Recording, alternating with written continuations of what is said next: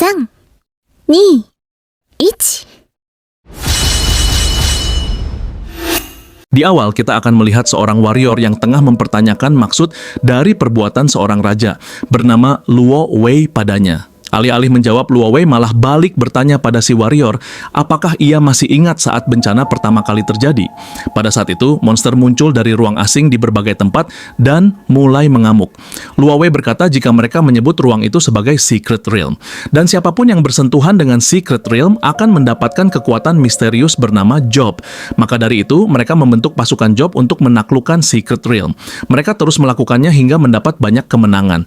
Dan sekarang, Luo Wei dengan terpaksa harus menyingkirkan si warrior karena dinilai sudah tak bisa dikendalikan lagi.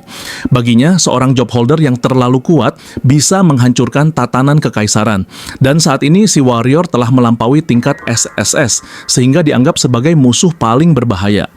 Menurut Luo Wei, kekuatan tertinggi hanya boleh dimiliki oleh keluarga kerajaan demi menjaga stabilitas kerajaan itu sendiri.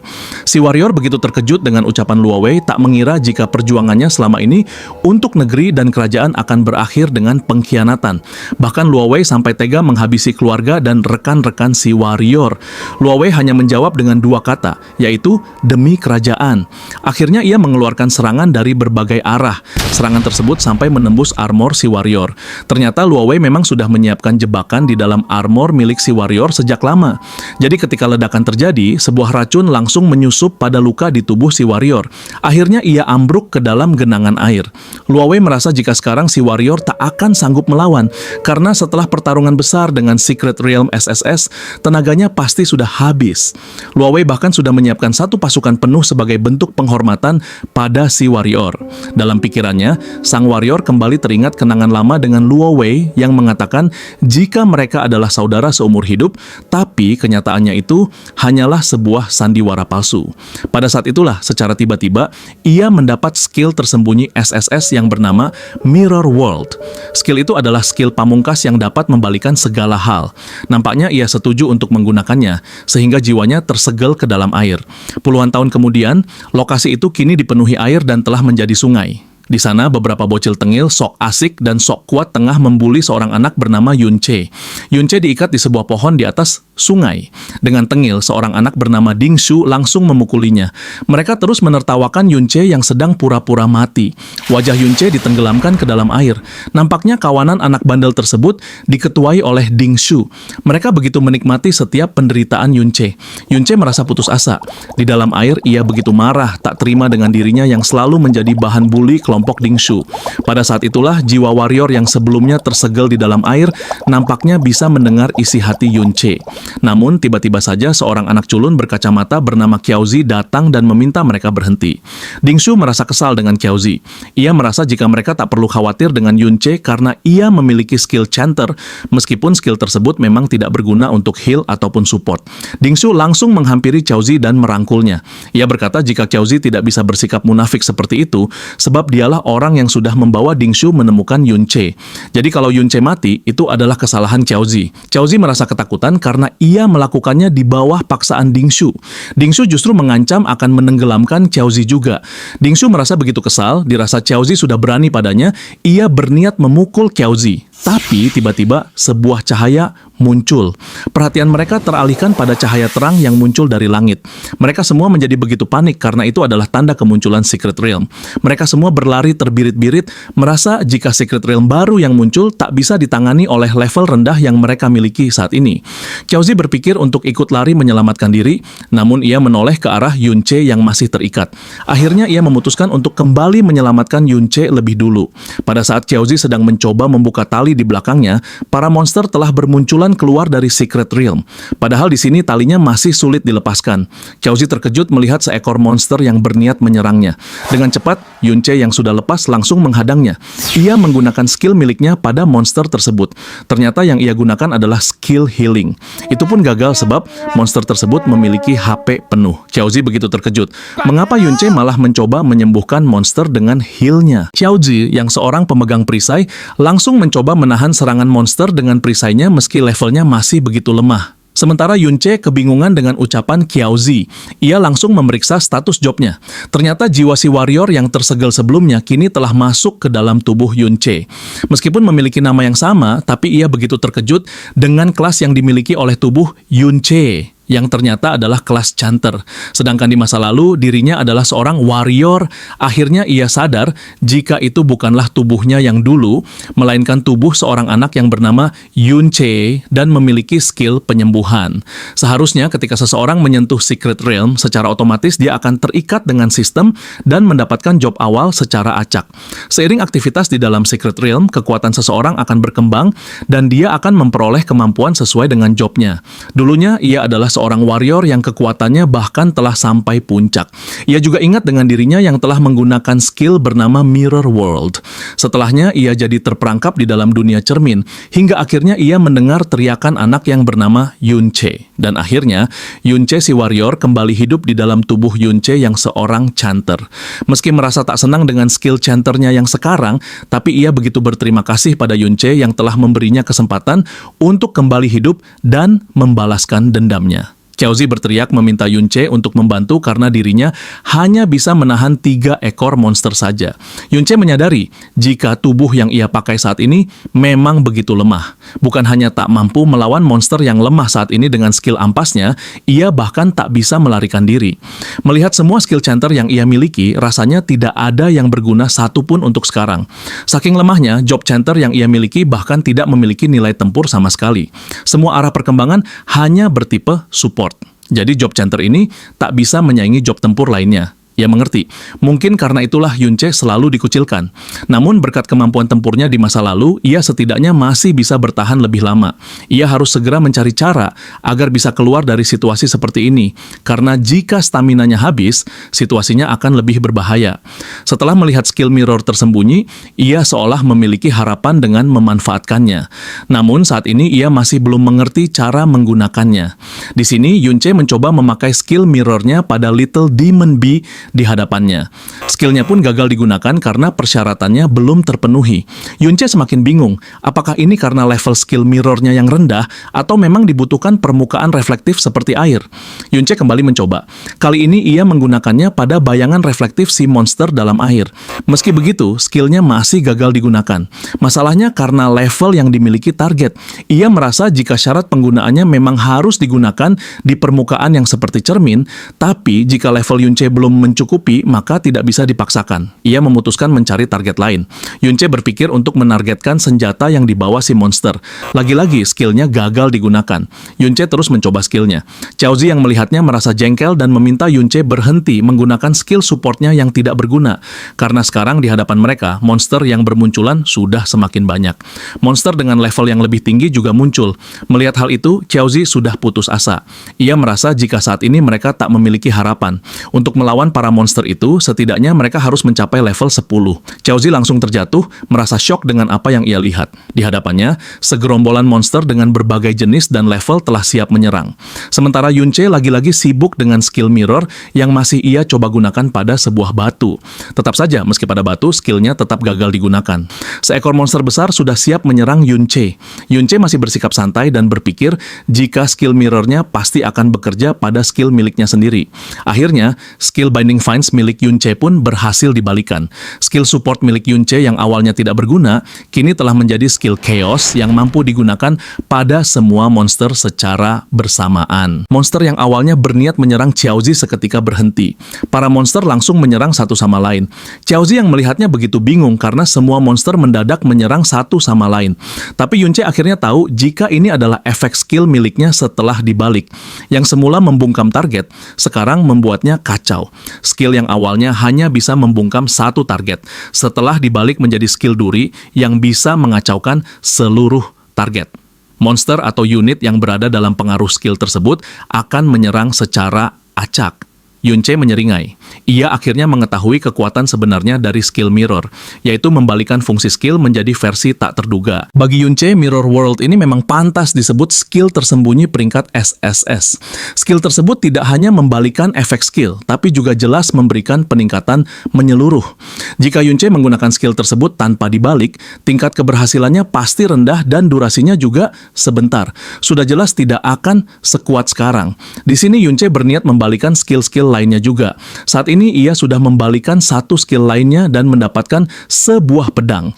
Jika digunakan, ATK-nya akan bertambah sebanyak 10%. Hanya dengan mengaktifkan skill tersebut, setiap penggunaan skill akan memicu peningkatan kekuatan serangan dan ini adalah potensi yang luar biasa. Namun tiba-tiba perhatiannya teralihkan ketika ia melihat bahwa sekarang dirinya telah naik level. Nampaknya beberapa ekor monster mati akibat skill Chaos Yunce sebelumnya yang membuat mereka saling menyerang. Yunce merasa senang karena ia pikir ini adalah waktu yang pas untuk menaikkan level sekaligus memulihkan MP sepenuhnya.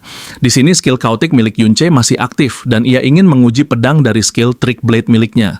Selama skill Chaotic diaktifkan, MP Yunce semakin terkuras perlahan demi perlahan hingga akhirnya MP-nya hanya tersisa 12. Sekarang ATK skill Trick Blade-nya telah bertambah sebanyak 120%. Yunce tak mengira ia bisa menggandakan kekuatan serangannya semudah ini. Skill itu benar-benar di luar logika. Sekarang ia berniat menyerang monster besar yang tersisa. Dengan kemampuannya di masa lalu, Yunce tidak kesulitan sama sekali menangani monster tersebut. Sebab itulah Xiaoji merasa terkejut. Ia bertanya-tanya apakah benar itu adalah Yunce, seorang chanter level 5. Ia benar-benar tak percaya seorang chanter memiliki kemampuan skill sehebat itu. Akhirnya, Yunce berhasil mengalahkan monster besar itu dengan begitu mudah. Dengan percaya diri, Yunce merasa sekarang dirinya bisa mengalahkan monster elit yang akan bangkit di hadapannya. Namun, ternyata yang bangkit adalah Boss Chimera level 21. Boss itu meraung begitu keras ke arah Yunce dan Xiaoji. Tanpa peringatan, Boss Chimera itu bahkan sudah siap menerjang mereka berdua. Xiaoji begitu ketakutan melihat monster besar yang levelnya jauh di atas dirinya. Meskipun terkejut, Yunce masih bersikap tenang dan mencoba menganalisis Boss Chimera tersebut.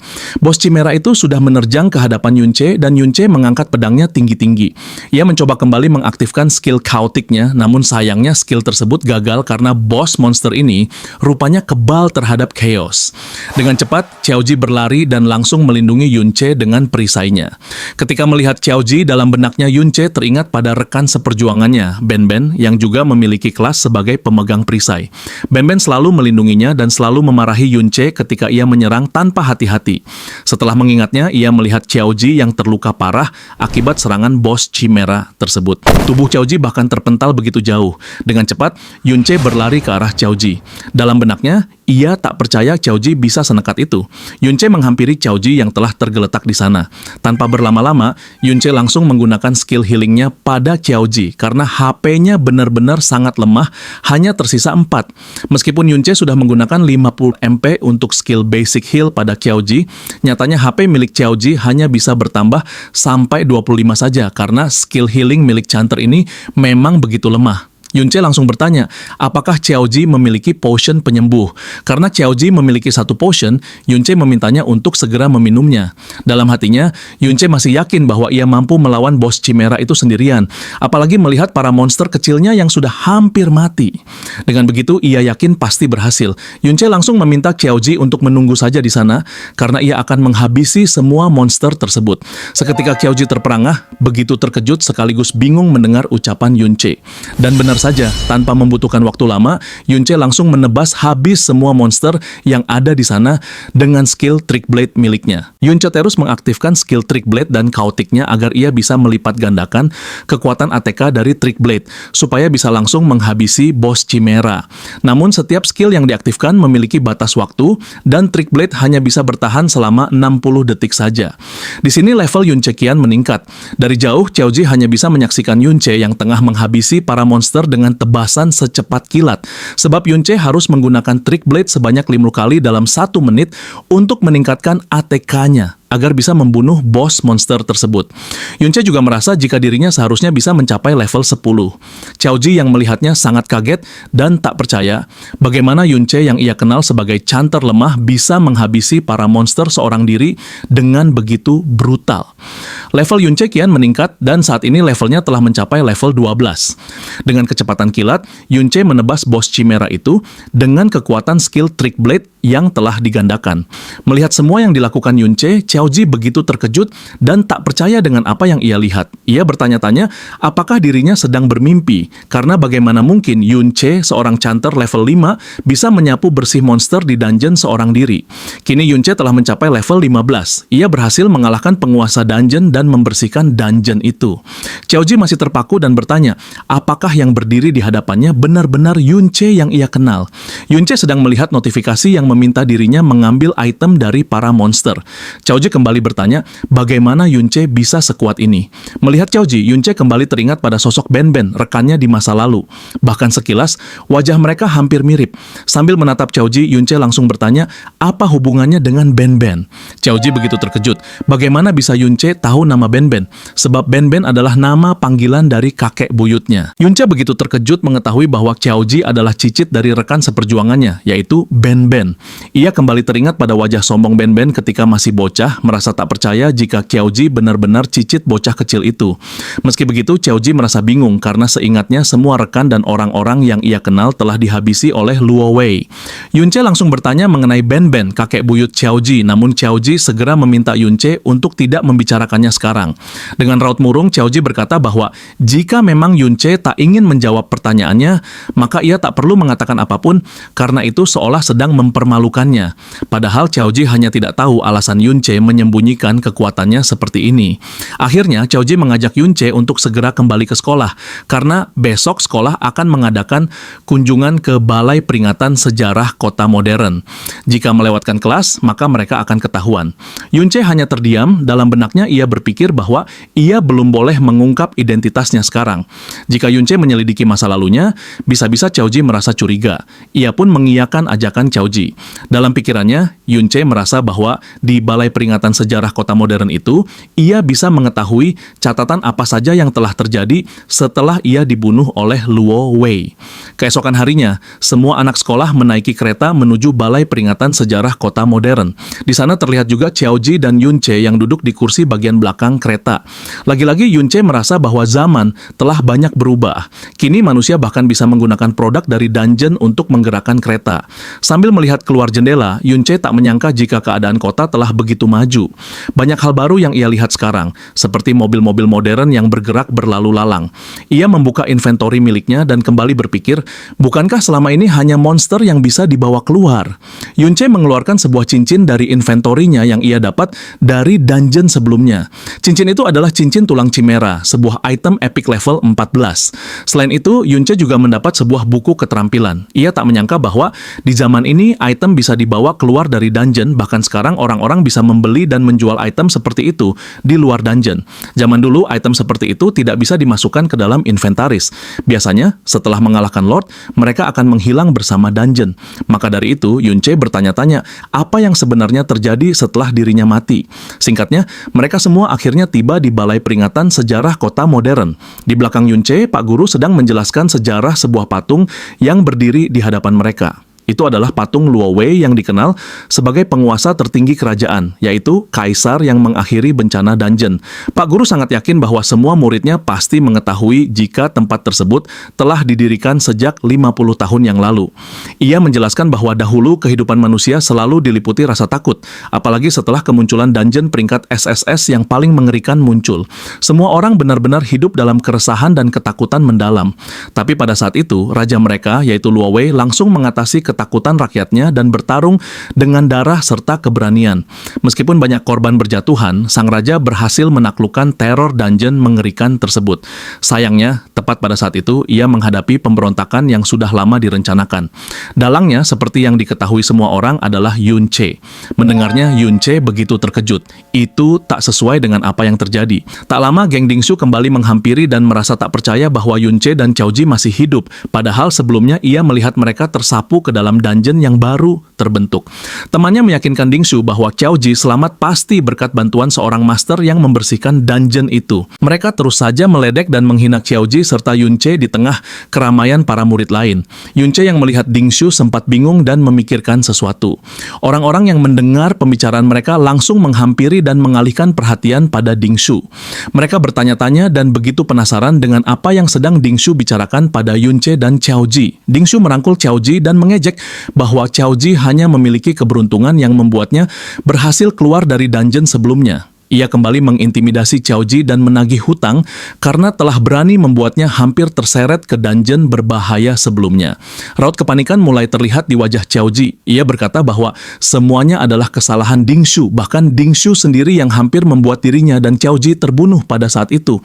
Dengan tatapan mengerikan, Dingshu menarik kepala Qiaoji dan bertanya mengapa ia berani mengatakan hal seperti itu padanya. Dengan cepat, ia menarik Qiaoji dan memintanya melihat ke arah patung pahlawan Dingkun. Di sana terlihat patung Dingkun yang dianggap sebagai pahlawan. Di bawah kaki Dingkun ada patung seorang yang dianggap sebagai pengkhianat, yaitu Ben Ben atau Qiao En, kakek buyut Qiaoji. Dingshu berkata bahwa Qiaoji adalah keturunan si pengkhianat dan jelas tidak akan ada seorang pun yang memihaknya. Secara mengejutkan, Dingshu berdrama dan berteriak di depan semua orang bahwa Qiaoji telah menghina leluhur Dingshu.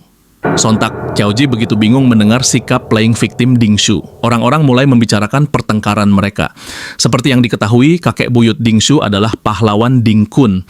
Mendengar hal itu, Yunce nampak semakin geram. Semua orang merendahkan Qiaoji karena dirinya adalah keturunan pengkhianat, dan sekarang Qiaoji malah dituduh menghina pahlawan. Qiaoji merasa kebingungan karena semua orang tidak berhenti membicarakan buruk tentang kakek buyutnya.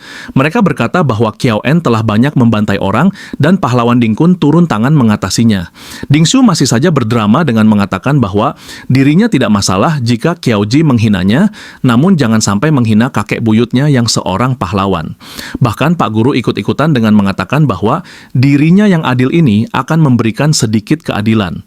Ia pun menghampiri Qiaoji dan menyuruhnya meminta maaf pada Dingshu. Pak Guru berkata bahwa pahlawan Dingkun sudah menyelamatkan keluarga Qiaoji. Jika Qiaoji tidak merasa bersyukur, maka ia tak boleh menghinanya. Melihat hal itu, Qiaoji benar-benar merasa dikucilkan. Semua orang memandang rendah dirinya. Dingshu lagi-lagi menghampiri Qiaoji dan berkata bahwa sekalipun ia memukul Qiaoji sekarang, orang-orang tidak akan peduli dan justru akan bersorak. Bagi semua orang, Qiaoji hanyalah seekor anjing ganas yang sangat dibenci, jadi tidak akan ada yang menolongnya. Dingshu langsung menjambak rambut Qiaoji dan hendak memukulnya sambil mengatakan bahwa dirinya, sebagai keturunan pahlawan, tidak akan pernah dicap salah. Ia berteriak keras bahwa ini ia lakukan demi kehormatan leluhurnya. Namun di tengah deklarasinya itu, tiba-tiba seseorang menendang keras wajah Dingshu. Tubuh Dingshu langsung terjatuh dan ternyata Yunce lah yang sengaja menendangnya. Qiaoji terdiam, begitu terkejut melihat apa yang telah Yunce lakukan. Yunce langsung berkata, bukankah keturunan pahlawan memiliki waktu untuk mendisiplinkan anak-anak nakal mereka? Semua orang begitu terkejut bahkan merekam aksi Yunce. Mereka bertanya-tanya apakah benar itu adalah Yunce karena sekarang ia terlihat begitu berbeda dari biasanya. Ditambah lagi sekarang Yunce sudah berani menendang Dingshu. Anak-anak lain kembali bergosip membicarakan Yunce dan mengatakan bahwa ia juga telah berani menghina keturunan pahlawan. Mereka juga bertanya-tanya, bukankah Yunce ini adalah murid terlemah di kelas mereka? Ia adalah seorang chanter level 5, tapi bagaimana bisa Yunce sekarang memiliki keberanian seperti itu? Dingshu tersenyum mendengar berbagai komentar buruk yang langsung dikeluarkan oleh semua orang pada Yunce. Dingshu berkata bahwa seharusnya Yunce bersyukur ia tidak mengejarnya, tapi sekarang Dingshu akan menghajar Yunce. Dingshu bersama teman-temannya telah siap untuk membalas perbuatan Yunce. Sementara itu, Yunce masih bersikap tenang tanpa ekspresi. Dengan cepat, Yunce menghampiri mereka dan mendaratkan sebuah pukulan di wajah mereka satu persatu. Karena itulah Dingshu langsung terduduk, merasa begitu kesakitan setelah menerima satu pukulan lagi dari Yunce. Melihat Dingshu dan teman-temannya yang tak berkutik setelah dihajar Yunce, semua orang begitu bingung. Mata Dingshu membelalak tak percaya, sekarang dirinya telah dihajar habis-habisan oleh Yunce yang biasa ia bully. Semua orang begitu terkejut melihat seorang Dingshu yang sampai tak berdaya setelah dipukul Yunce. Mereka mulai berpikir bahwa Dingshu sebenarnya begitu lemah. Dingshu begitu emosi dan mengeluarkan skill kemarahannya. Ia berteriak, bagaimana mungkin seseorang level 5 yang begitu lemah bisa lebih kuat darinya? Dengan kemarahan, Dingshu langsung mengeluarkan senjatanya, yaitu palu tempa api. Ia berkata bahwa Yunce hanya sedang beruntung saja. Dengan palu besar di tangannya, Dingshu berniat untuk kembali menyerang Yunce. Justru Yunce lah yang langsung menghampirinya karena celah Dingshu begitu besar. Yunce menggunakan skill pedang tipu daya yang membuat kekuatan serangannya meningkat sebanyak 80%. Ia meluncurkan satu pukulan lagi pada Dingshu. Dingshu benar-benar tak mengira hal seperti ini akan terjadi. Tubuhnya lagi-lagi ambruk hanya dengan satu pukulan dari Yunce. Tiba-tiba saja pihak keamanan begitu terkejut melihat mereka saling bertarung. Yunce meletakkan kakinya di atas tubuh Dingshu yang tergeletak tak sadarkan diri. Keamanan meminta healer untuk segera menyembuhkannya. Semua orang tercengang melihat kecepatan Yunce. Mereka mulai ragu, apa benar selama ini Yunce adalah seorang level 5? Apa mungkin selama ini ia telah menyembunyikan levelnya? Dua orang wanita dengan level tinggi sampai ikut terkaget-kaget melihat kejadian tersebut. Keamanan itu langsung memarahi Pak Guru karena telah membiarkan murid-muridnya bertengkar di aula. Pak Guru langsung menghampiri Yunce dan berkata bahwa ia telah melakukan dosa besar dengan menghina pahlawan dan sekarang justru berani menyerang keturunan pahlawan. Pak Guru begitu emosi dan berniat mengeluarkan senjata dari lengannya. Yunce telah menyadari hal tersebut, terlihat sedikit aura yang keluar dari cincin tulang miliknya. Dengan cepat, Yunce langsung menangkis senjata milik Pak Guru sampai hancur. Lagi-lagi, hal itu membuat semua orang mematung, tak percaya dengan apa yang mereka lihat. Yunce langsung berkata bahwa Pak Guru tak seharusnya mengatakan bahwa ia tak tahu malu. Justru Pak Guru sendiri yang mengaku sebagai orang yang adil, tapi sebelumnya mengapa ia hanya mau mendengar cerita dari pihak Dingshu saja? Yunce langsung bertanya, apakah Pak Guru sedang mencari muka pada keluarga Dingshu yang dikenal sebagai keturunan pahlawan? Pak Guru begitu emosi mendengar ucapan Yunce. Namun setelah melihat cincin yang dipakai olehnya, dalam benaknya ia bertanya-tanya dari mana Yunce bisa mendapatkan peralatan seperti itu. Sambil menyeringai, Yunce berkata bahwa ucapannya tadi hanyalah sebuah komentar. Ia merasa bahwa Pak Guru bukan orang seperti itu. Semua orang kembali dibuat takjub karena Yunce bahkan bisa memblokir serangan guru. Pak Guru berkata bahwa dirinya akan menyelidiki lagi masalah ini. Dalam benaknya ia bertanya-tanya, apa mungkin Yunce juga adalah seseorang yang mendapat dukungan sehingga bisa mendapatkan peralatan kuat seperti itu. Cincin Chimera yang dipakai oleh Yunce pun mulai kekurangan daya tahannya. Meskipun kualitasnya epic, tetap saja itu hanya item yang ditinggalkan oleh monster level 21. Terlalu berlebihan jika ia menggunakannya untuk melawan guru yang levelnya telah mencapai 35. Yunce berkata pada Pak Guru, sebagai hukumannya, usir saja ia dan Qiaoji dari aula. Yunce pun langsung berjalan keluar begitu saja dan mengajak Qiaoji untuk pergi, sementara Pak Guru masih merasa bingung. Semua orang mendadak terkagum-kagum dengan kemampuan Yunce barusan, sedangkan Qiaoji nampak tak nyaman dengan situasinya. Setelah mereka pergi, Pak Guru begitu panik dan meminta seorang healer untuk segera menyembuhkan Dingshu yang tak sadarkan diri. Sesampainya di luar, Yunce kembali berpikir. Setelah mendengar semua cerita sejarah barusan, itu berarti rekan dekatnya, Ben Ben, bahkan tak selamat dan ikut dihabisi juga oleh pahlawan palsu, yaitu Ding Kun. Melihat Qiaoji, Yunce merasa bahwa sekarang, jika ia bertanya, seharusnya Qiaoji mau menjawabnya. Akhirnya Yunce berkata bahwa pengetahuannya mengenai sejarah tak terlalu bagus. Jadi ia ingin Qiaoji menceritakan secara spesifik mengenai pahlawan Ding Kun. Qiaoji begitu gugup dan merasa tak yakin jika dirinya juga mengingat sejarahnya dengan benar. Qiaoji berkata bahwa pada saat itu pahlawan Ding Kun telah mengetahui konspirasi dari penjahat besar Yunce. Akhirnya Ding Kun memasang jebakan di sekitar dungeon SSS untuk memberikan dukungan dan begitulah ia menyelesaikan seluruh krisis pemberontakan. Yunce yang mendengar kata jebakan di sekitar dungeon kembali mengingat satu persatu kejadian yang menimpa dirinya dan rekan-rekannya pada saat penaklukan dungeon SSS terjadi. Qiaoji melanjutkan ceritanya bahwa pahlawan Ding Kun bercita-cita untuk menyelesaikan krisis dungeon sejak dia muda dan ia selalu berlatih keras untuk itu. Setelah dipromosikan oleh raja, Ding Kun bertarung di seluruh negeri selama bertahun-tahun, menyelamatkan berbagai tempat dari krisis seperti bencana kota Winterfell yang sangat terkenal. Mendengar nama kota Winterfell, seketika Yunce kembali teringat. Padahal dialah orang yang telah menaklukkan banyak monster di kota tersebut seorang diri. Yunce teringat dengan pedang yang dipegang di patung Ding Kun. Ia menanyakan tentang pedang itu pada Qiaoji. Qiaoji berkata bahwa menurut cerita, pedang tersebut digunakan Ding Kun untuk mengeksekusi Yunce si pengkhianat. Sepertinya pedang itu memang peralatan tingkat atas. Yunce seketika begitu geram, bukan hanya kemuliaan dan pencapaiannya yang direbut oleh Ding Kun, tapi si pahlawan palsu itu bahkan telah berani mencuri pedang miliknya. Yunce pun berniat untuk menghabisi Ding Kun, si pahlawan palsu terlebih dahulu. Singkatnya, di luar komplek keluarga Ding terlihat melihat begitu banyak penjaga yang rata-rata adalah seorang petualang atau pengembara yang menjaga keamanan di sekitar rumah keluarga Ding. Para penjaga yang merasakan kehadiran seseorang langsung menoleh, dan ternyata itu adalah Yun Che dan Xiao Ji yang sengaja lewat ke arah sana. Para penjaga itu pun tidak langsung menghiraukan mereka dan berpikir jika mereka berdua hanyalah anak-anak nakal. Yun Che yang melihatnya menyadari jika mereka harus waspada karena penjagaannya tampak ketat. Xiao Ji yang takut ketahuan mengajak Yun Che untuk pergi saja, karena dengan penjagaan yang ketat, mustahil mereka bisa menyelinap masuk. Ditambah lagi, jika Ding Shu kembali, maka mereka akan benar-benar tamat. Di sini, Yun Che hanya diam dan terus memikirkan niatnya yang ingin pergi dan menghabisi pahlawan Ding Kun secara langsung. Menurut Xiao Ji, Ding Kun menghabiskan waktunya di dungeon tingkat tinggi. Tidak seperti di kehidupan masa lalunya, sekarang orang-orang tidak bisa dengan bebas keluar masuk dungeon begitu saja. Semua dungeon tingkat tertinggi kini dijaga ketat oleh para militer. Jika ingin masuk, dibutuhkan izin khusus. Dan Yun Che mengira keluarga Ding Kun pasti memiliki izin tersebut di rumahnya. Yun Che bertanya pada Xiao Ji apakah penjaga sebanyak itu memang dibutuhkan untuk menjaga kediaman keluarga Ding Kun. Bukankah keluarga Ding Shu ini hanya salah satu dari puluhan cabang keluarga Ding Kun? Menurut Xiao Ji, bagaimanapun juga keluarga Ding Shu adalah keluarga pahlawan. Ditambah lagi ada dungeon tertutup di kediaman mereka, maka dari itu harus dijaga dengan ketat. Yun Che yang mendengarnya menjadi bingung sekaligus terkejut. Xiao Ji memberitahu jika dungeon tingkat rendah memang biasa diperjualbelikan secara rahasia, dan bagi seseorang yang tidak punya kuasa ataupun pengaruh, tidak akan pernah bisa bermimpi untuk itu. Seperti Ding Shu yang beruntung bisa masuk kapan saja dengan pengawal ke dalam dungeon untuk meningkatkan levelnya. Sedangkan mahasiswa biasa seperti mereka hanya bisa masuk dungeon pelatihan sekolah untuk naik level, itu pun harus bertarung terlebih dahulu. Mendengar hal seperti itu jelas membuat Yun Che terkejut. Nampaknya zaman kini telah jauh berubah.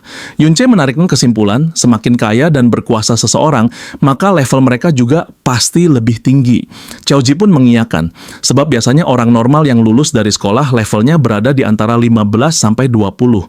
Setelah lulus, banyak dari mereka yang tidak mendapat akses masuk ke dungeon, sehingga level mereka tetap di situ saja. Namun jika mereka mendapat pekerjaan yang berhubungan dengan dungeon, seperti penambangan dungeon nasional atau penjaga hutan, ada kemungkinan mereka bisa mencapai level 30 di usia parubaya. Seperti para penjaga di kediaman Ding Shu sebelumnya, rata-rata mereka telah mencapai level 30. Biasanya, mereka harus mengikuti wajib militer untuk naik ke level lebih tinggi. Jika mereka ingin masuk ke organisasi resmi seperti guild atau akademi militer melalui penilaian sekolah, barulah mereka bisa masuk ke dungeon tingkat tinggi untuk mencapai level yang lebih tinggi juga. Dengan begitu, Yun Che semakin yakin jika dirinya membutuhkan izin khusus itu agar bisa menjadi lebih kuat. Xiao Ji yang merasa ragu kembali membujuk Yun Che untuk kembali, karena sekuat apapun Yun Che, ia tetap tak akan bisa mengalahkan para penjaga tersebut. Dalam benaknya, Yun Che juga sadar betul jika dirinya yang sekarang masih jauh dari cukup untuk bisa menghabisi pahlawan palsu Ding Kun, apalagi untuk menghabisi Luo Wei, raja tertinggi yang pastinya dilindungi berlapis-lapis. Namun, Yun Che tahu betul kemampuan yang diajarkan. Ketika mencapai level 30, biasanya hanyalah kemampuan di area kecil, seperti Eagle Eye, Enchanted Hearing, atau Red Spirit Summon. Menurut Yun Che, kemampuan itu tak cukup untuk mengawasi seluruh area mansion sepanjang waktu. Ditambah lagi, dungeon yang mereka jaga juga bukan dungeon berbahaya, jadi mereka pasti akan lengah. Yun Che sangat percaya diri jika ia bisa masuk ke dalam sana. Xiao Ji yang masih ragu bertanya mengapa Yun Che bisa berkata jika para penjaga itu begitu lengah. Yun Che langsung menaiki tembok. Ia berpikir jika dibandingkan dengan kesulitan dungeon yang telah ia lalui di masa lalunya, melewati penjagaan seperti ini bukanlah apa-apa. Xiao Ji kembali mengingatkan, jika mereka bisa masuk ke dalam dungeon sekalipun, mereka bisa terbunuh tanpa konsekuensi apapun. Xiao Ji yang tengah bicara langsung ditarik dari atas oleh Yun Che. Yun Che bertanya, apakah Xiao Ji benar-benar tak ingin mengubah hidupnya? Xiao Ji berkata tentu saja ia ingin mengubah hidupnya, namun dengan cara masuk ke dalam guild. Mendengarnya, Yun Che kembali bertanya, apakah dengan masuk ke dalam guild hidup Xiao Ji benar-benar akan berubah, sedangkan dirinya masih dicap sebagai Xiao Ji, keturunan Xiao En si pengkhianat. Xiao Ji tak dapat menjawab, ia hanya terdiam. Yun Che langsung menariknya ke atas sambil mengatakan jika nasibnya hanya bisa diubah sekarang, bukan dengan memikirkan sesuatu yang belum pasti bisa dilakukan. Sementara itu, Yun Che jelas tidak akan melewatkan kesempatan emas untuk masuk ke dalam dungeon tersebut. Ia meminta Xiao Ji memutuskan apakah dirinya akan ikut atau tidak. Dalam benaknya, Yun Che berkata, akankah keturunanmu membuat keputusan yang sama denganmu, Ben Ben? Akhirnya, setelah meyakinkan diri, Xiaoji berdiri. Dalam hatinya, ia merasa tak bisa membiarkan Yunce mati sendirian. Yunce meminta Xiaoji berhenti karena ia merasa di sekitar sana tak ada jejak pengintaian tipe skill scout. Yunce terus memperhatikan para penjaga dan merasa bisa masuk dengan mudah selama tidak menimbulkan suara. Setelah penjaga perlahan menjauh, Yunce langsung melompat melewati mereka sambil membawa Xiaoji. Baginya, ini masih aman karena jarak pandang para penjaga tertutup. Akhirnya, mereka berdua bisa masuk ke dalam kawasan keluarga Ding dengan mudah. Xiaoji begitu terkejut melihat sesuatu di hadapannya, sebuah dungeon yang terbentang di bawah tanah. Mereka pun masuk ke dalam dan melihat beberapa ekor monster dengan level sedikit lebih tinggi dari dungeon sebelumnya. Melihat jumlah monster yang tidak banyak, Yunce merasa keluarga Dingshu pasti membersihkannya secara teratur. Melihat 2 ekor monster level 8, Yunce langsung menyuruh Xiaoji untuk melawan keduanya seorang diri. Xiaoji yang melihatnya merasa tak mungkin bisa menang. Namun tiba-tiba saja 2 ekor monster itu langsung menyerang Xiaoji. Ia hanya bisa menahannya sambil merengek ketakutan, bahkan tidak menyerang sedikit pun, hanya terus bertahan sambil merengek ingin pulang. Dari jauh, Yunce hanya diam melihatnya dan menyuruh Xiaoji untuk menyerang. Xiaoji kebingungan bagaimana ia bisa menyerang monster sambil menahannya, apalagi perisainya masih level 6.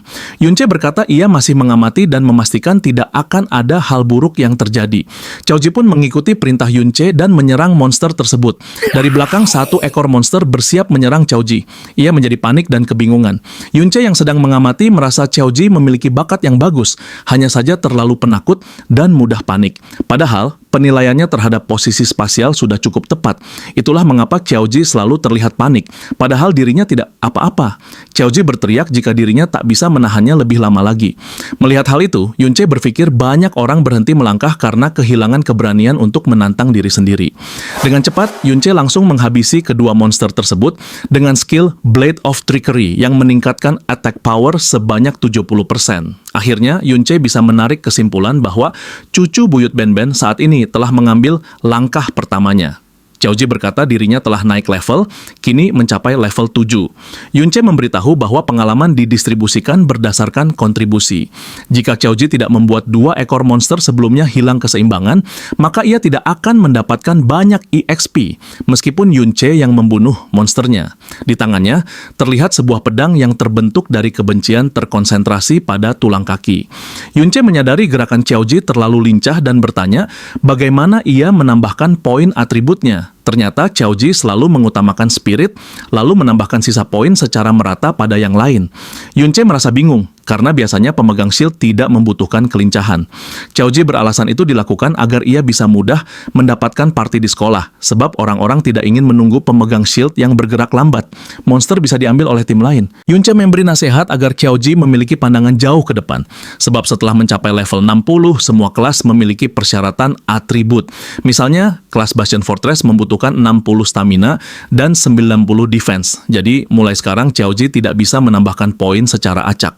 Xiaoji berkata, tingkat tertinggi yang akan dicapai orang biasa sepanjang hidupnya adalah level 40. Yunce langsung menepuk pundak Xiaoji dan berkata, sekarang dirinya bisa memikirkan S-Rank, bahkan hal yang melampaui S-Rank itu sendiri. Dalam benaknya, Yunce juga merasa ia harus segera memikirkan kemajuan kelasnya sendiri. Kelas support miliknya bisa kembali seperti biasa dengan menggunakan Mirror World. Di sini, Yunce sudah memikirkan jika ada sesuatu yang terjadi, ia akan merubahnya. Namun, belum sempat ia melanjutkan pikirannya, tiba-tiba perhatiannya teralihkan ketika melihat XP dari level skill mirrornya bertambah. Sebab selama ini ia tidak mengira jika skill hebat ini bisa naik level.